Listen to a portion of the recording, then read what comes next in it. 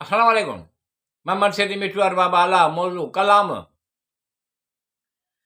चवंदा आहिनि ही नरम नरम गुल ऐं हसी हसी गुलनि जे कलिन वांगुर टिड़ियो बीठा ने ॼण तुंहिंजे मिज़ाज वांगुर। चवंदा आहिनि ही नरम नरम गुल ऐं हसी हसी गुलनि जे कलिन वांगुर टिड़ियो बीठा आहिनि ॼण तुंहिंजे मिज़ाज वांगुर। इहो केरु आहे जेको तुंहिंजे दिलि में, इहो केरु आहे जेको तुंहिंजे दिलि में, जो तुंहिंजे ॻाल्हियुनि मां ख़ुशबू पई अचे ॼण गुलाब जे गुल वांगुर।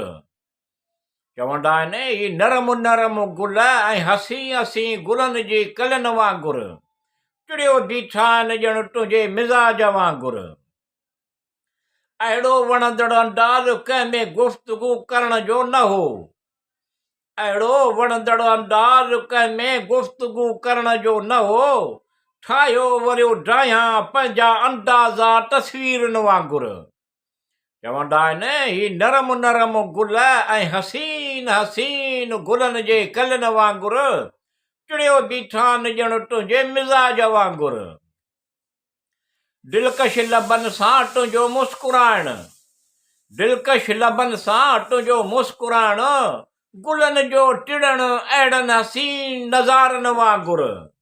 चवंदा आहिनि ही नरम नरम गुल ऐं हसीन हसीन गुलनि जे कलिन वांगुर टिड़ियो बीठा आहिनि ॼण तुंहिंजे मिज़ाज वांगुर। दिलि जी धड़कन तूं आहीं, दिलि जी नेक तमन्ना तूं आहीं, दिलि जी धड़कन तूं आहीं, दिलि जी नेक तमन्ना तूं आहीं, सरापा तूं आहीं सुकून ॿियनि लफ़्ज़नि वांगुर। चवंदा आहिनि ही नरम नरम गुल ऐं हसीन हसीन गुलनि जी कलिन वांगुर टिड़ियो बीठा आहिनि ॼण तुंहिंजे मिज़ाज वांगुर।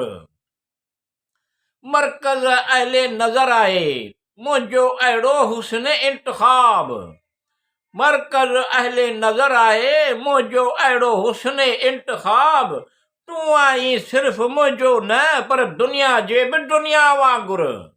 चवंदा आहिनि ही नरम नरम गुल ऐं हसीन हसीन गुलनि जे कलिन वांगुर टिड़ियो बीठा आहिनि ॼण तुंहिंजे मिज़ाज वांगुर।